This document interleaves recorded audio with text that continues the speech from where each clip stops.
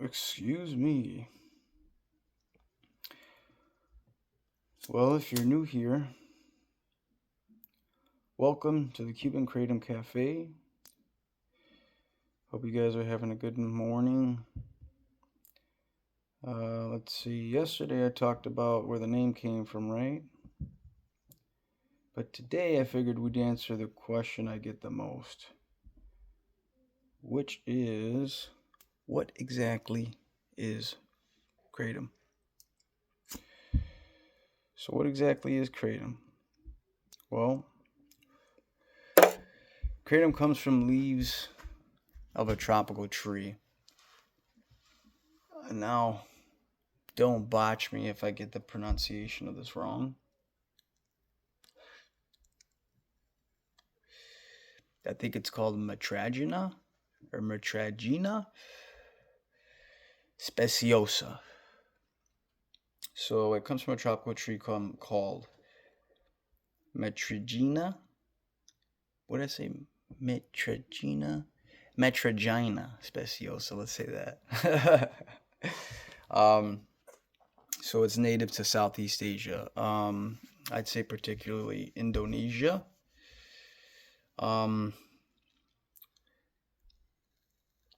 Although many countries grow it, like Thailand, and we'll just go with Southeast Asia. Excuse me, guys. This special plant is kicking my ass. But yeah, not strictly to Indonesia, like in Malaysia, Thailand. But yeah, for generations, people in the regions were growing it, farming it, harvesting it. Now, if you've spent any time online, you probably heard people describe Kratom in hundreds, if not thousands of different ways. And sorry, I'm panning back to my notes because I knew I couldn't just freestyle this whole thing, but hundreds of different ways. So people describe it in hundreds of different ways, and there's a reason why. Because there's many different ways to. First of all, everyone's different and unique. Everyone's genetic makeup is unique. So everyone's gonna have their own experience, right? But the reason why there's hundreds of different ways, or hundreds of different ways people describe the effects of Kratom is because there's a few different strains. Dosing size matters. The way you ingest it, the way you consume it, this all matters towards the effects that you're looking for. So if you're using this for therapeutic purposes, which I suggest you do, only for therapeutic purposes, do your research and look into it. There's a few different strains, or not few different strains. I'm sorry, few different veins. They have what I know of three main veins, which are the red vein, green vein, and white vein. The red vein is the only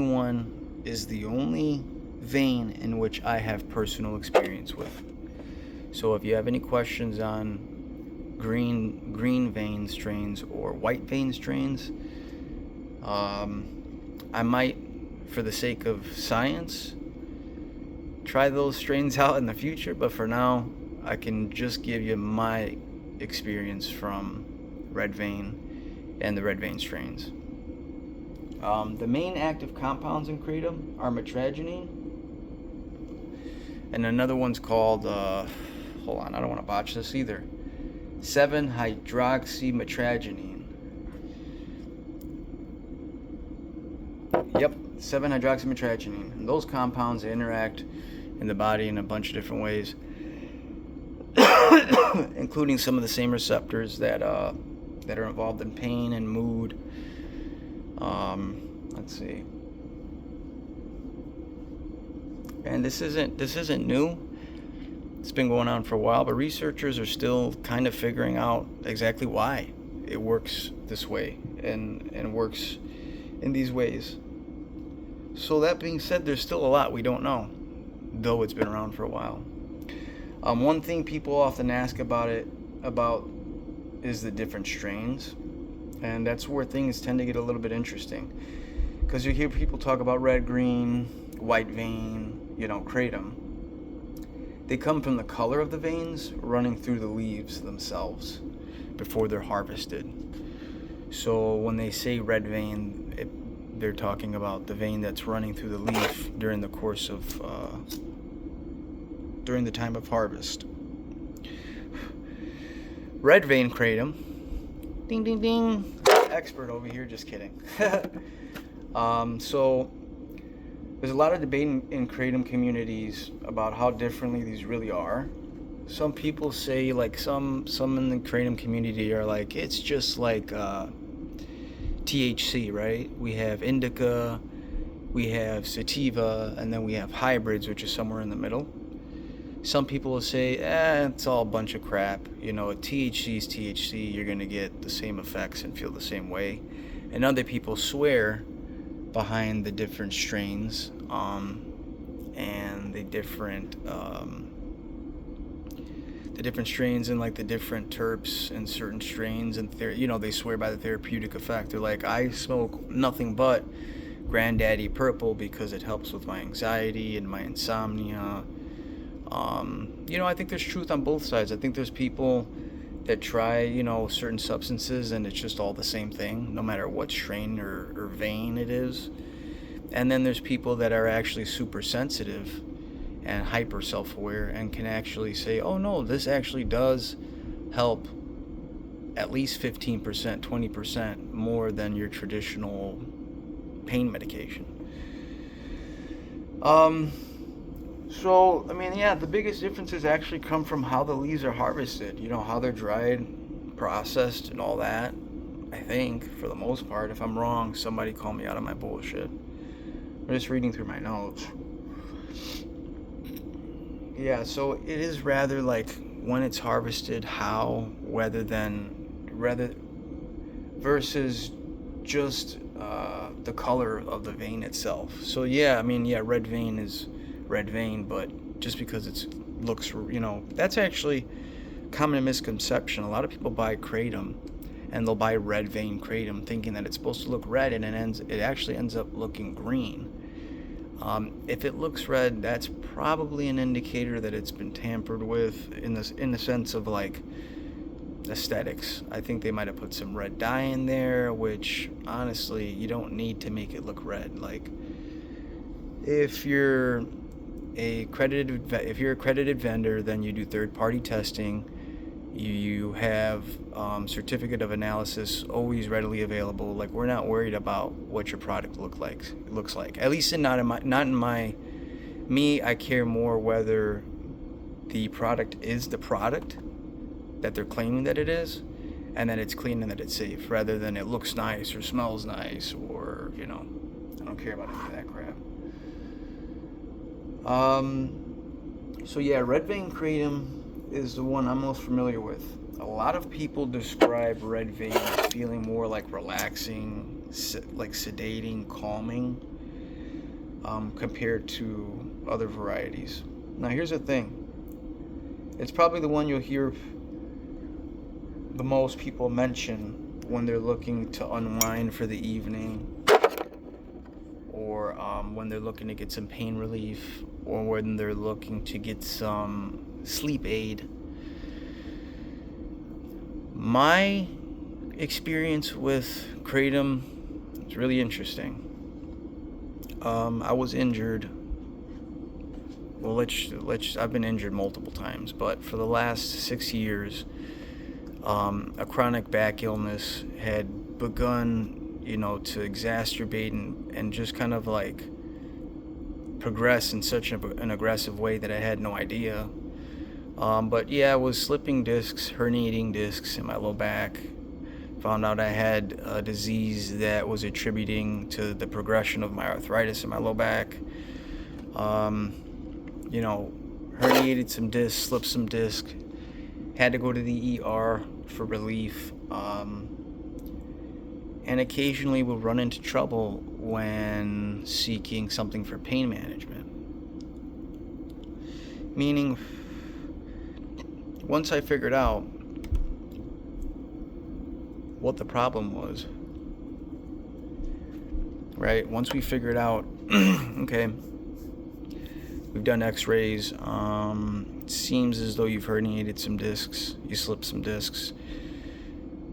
Insurance companies don't want to put out the money to, in fact, get the MRI done in the emergency room, which would then indeed clarify whether or not you're in that significant pain, and or whether or not it is appropriate to administer some type of controlled, substance for pain.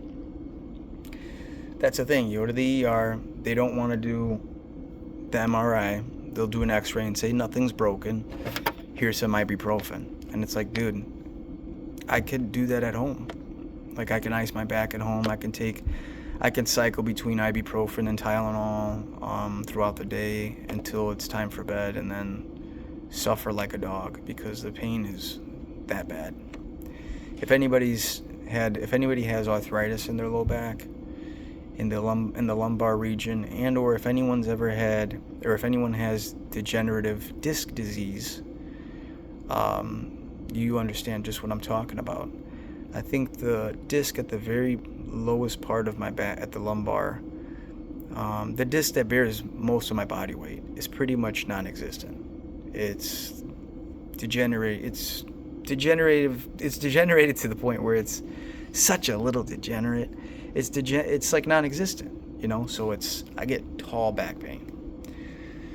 So I heard about Kratom a while back, years back, and so last November, I'm like, all right, I've heard about this, I've been told about this, people swear behind this for pain and insomnia and all types of stuff. So I'm gonna give it a try. Instead of going online though and doing research like I should have, and what I'd advise anybody at the legal age to purchase Kratom, I'd advise anybody to do the same thing, do your research. I went to the local smoke shop, spoke to the owner, and he told me that half of his brands are not in compliance with the AKA, or has COAs, or can verify third-party lab testing, aside from like two brands he said he had. And I was like, wow, man, that's sad. Like, you should have product up here that people know exactly what they're getting, without question. You know what I mean? But I was desperate. I was in a lot of pain, so I said I'm gonna go with the ones that can be verified in shop. I scanned a couple of the things, and I was like, all right.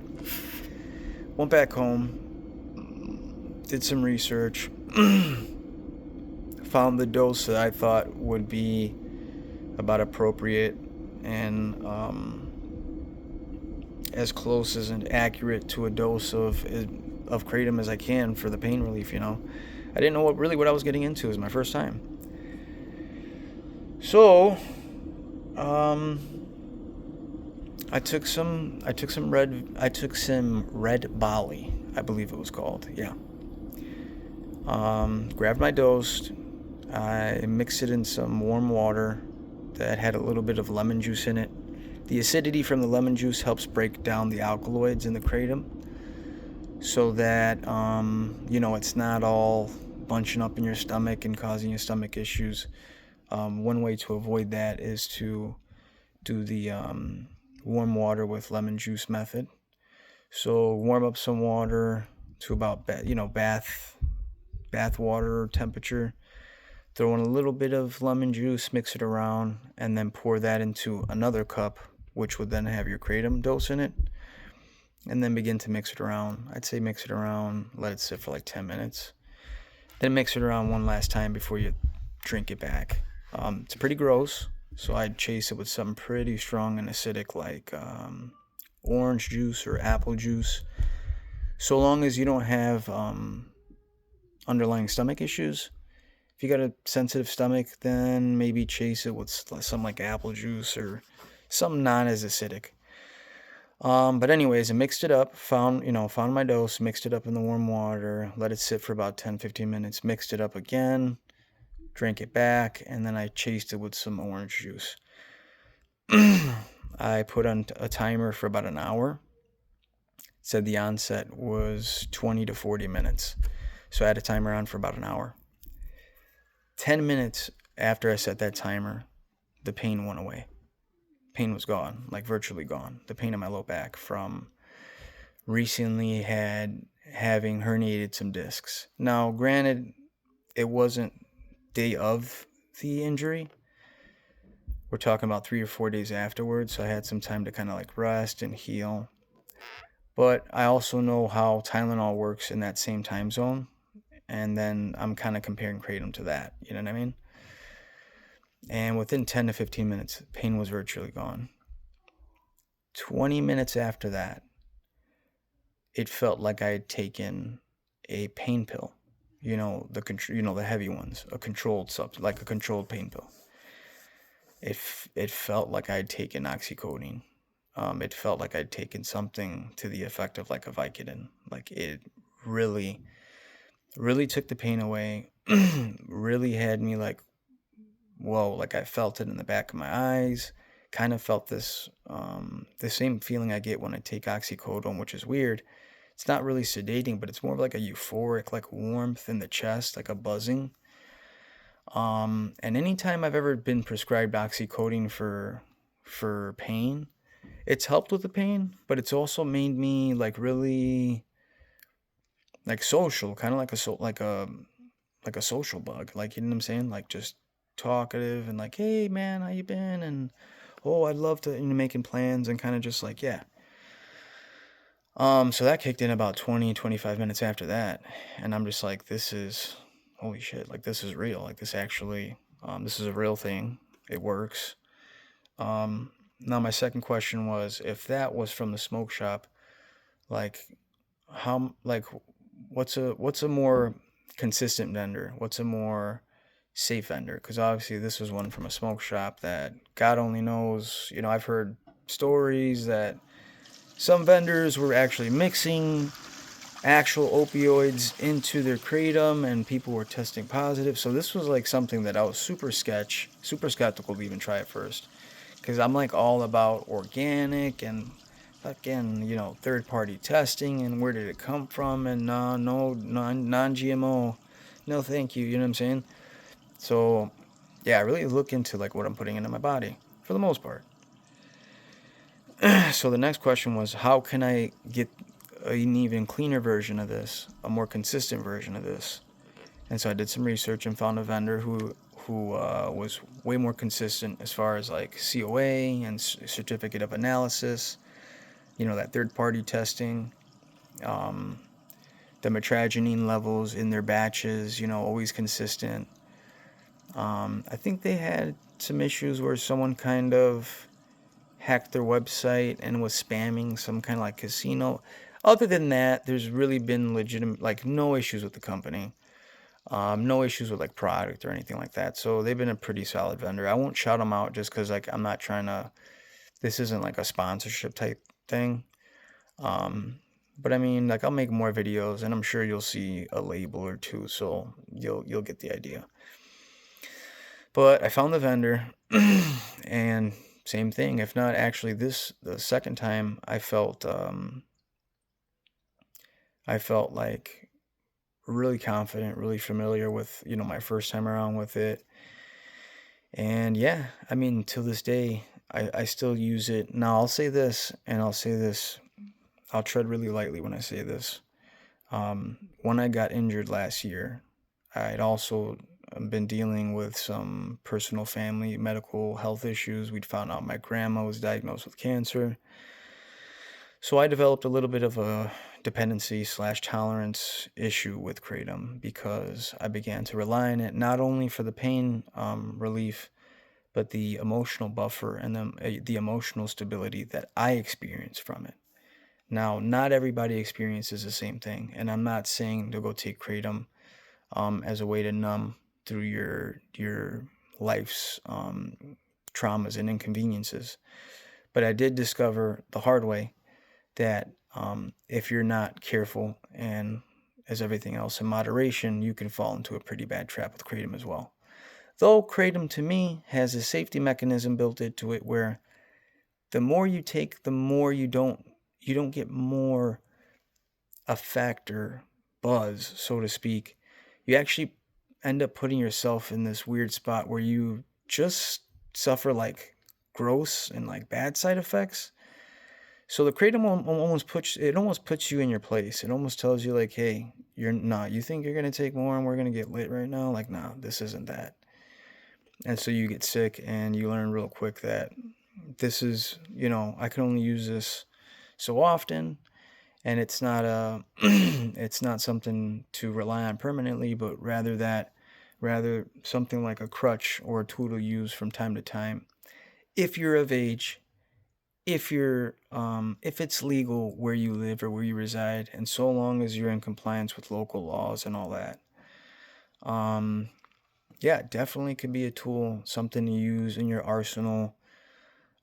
At least for me, I can say for the red strains, um really helped with the pain, helped with social anxiety, and then just helped with anxiety overall, which is why I think it became an issue for me. I started to suffer with anxiety and depression, obviously, finding out the news of my grandmother being diagnosed stage 4 cancer. She passed away about a month after that, like 4 days before my birthday. Um, and this hasn't been the first time something traumatic's happened close to my birthday. So all that put together, was a recipe for disaster. And I, was making conscious decisions to take this to emotionally buffer and stabilize and allow myself to go to work and continue to work and kind of just like live life with this inconvenience. Um, I advise against that. Anybody who ever comes in contact with any substance that seems to help emotionally regulate you or emotionally buffer anything inconvenient you might be dealing with, I advise heavily against using anything to help with that. You're just going to land yourself in a bad spot. You're only going to become dependent on it, and you need to teach your brain that you are resilient and that you can suffer through traumatic events without the use of something to emotionally buffer. I did the opposite. So I had to reteach my brain, hey, we can relive these memories.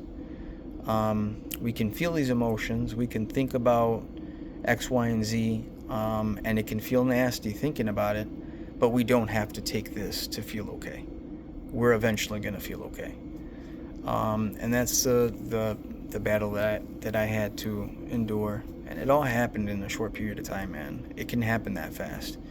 And I can see how people become dependent on controlled substances that fast, because all it takes is something that you weren't anticipating.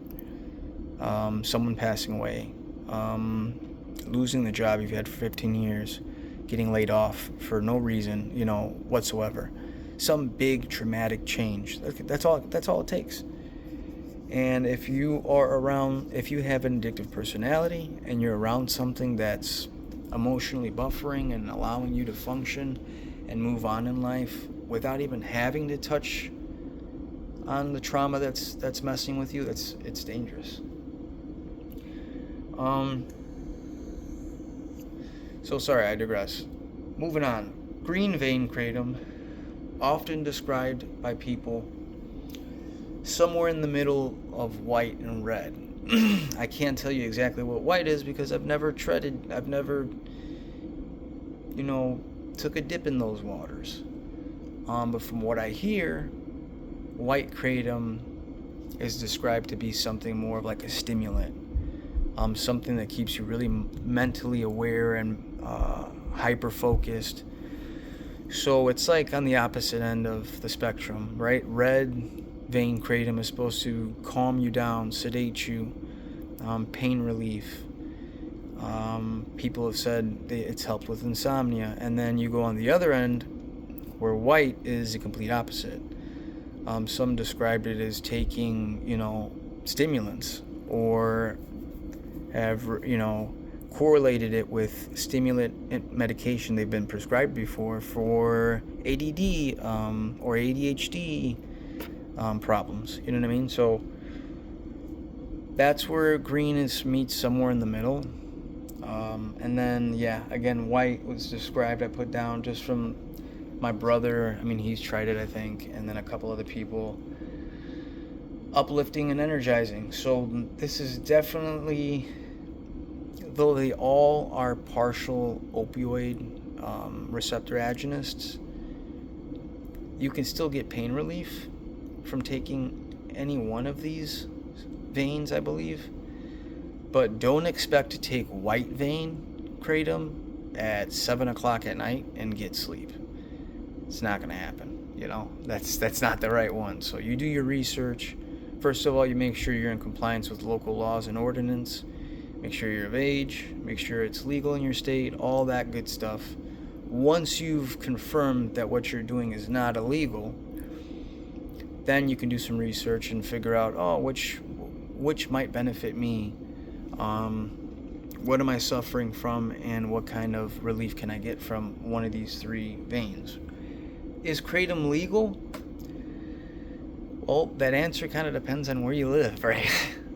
It's banned in a lot of states. It's restricted in a lot of states. I live in Tennessee, and as of July 1st, they completely banned kratom. We're not just talking about the extracts, the 7-OH hydroxy metragenine or whatever that they're starting to pretty much market as Percocets, which is terrible. I'm on board with that because we don't need 21-year-olds buying synthetic Percocet from a smoke shop and then driving around, in my opinion. The powder, though, did you have to fucking ban the powder? So that's the thing, though. America, what are we known for? Grabbing something and fucking just flipping it, twisting it, and then turning it into something that it doesn't need to be, and then we fuck ourselves on it. So United States, kratom is federally legal, but several states and some cities have banned it or placed restrictions on it.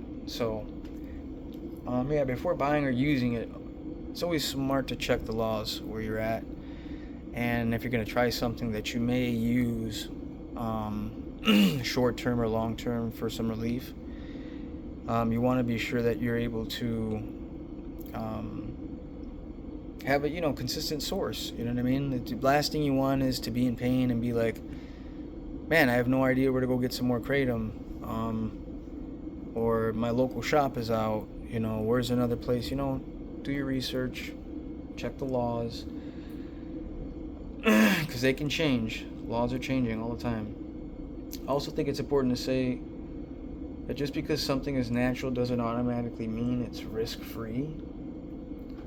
Just like THC, a lot of people are like, oh, it's from the earth, it's grown from, doesn't make it exempt from being harmful.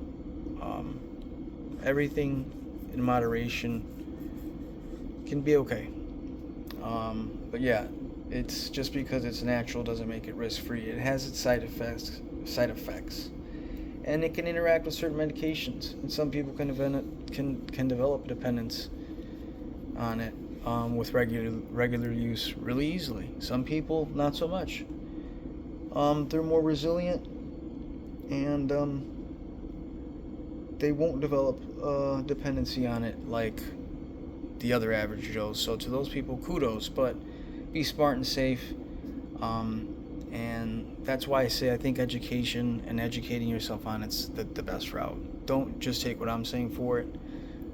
Do as much research as you can.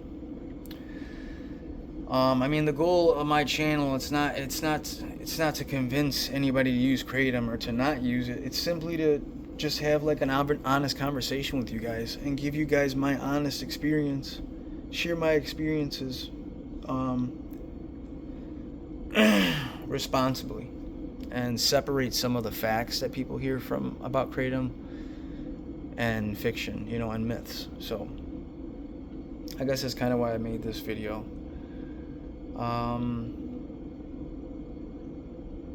No, I think that's it. I think I touched in a little bit more. If you guys have more questions, you guys in the cafe, if you guys have any questions about the menu or any topics or anything like that, drop them in the comments. Let me know if this was helpful. Let me know if it was useless. Let me know if you have any questions about anything that I went over. Until then, be easy. You are beautiful. Come back to the cafe anytime.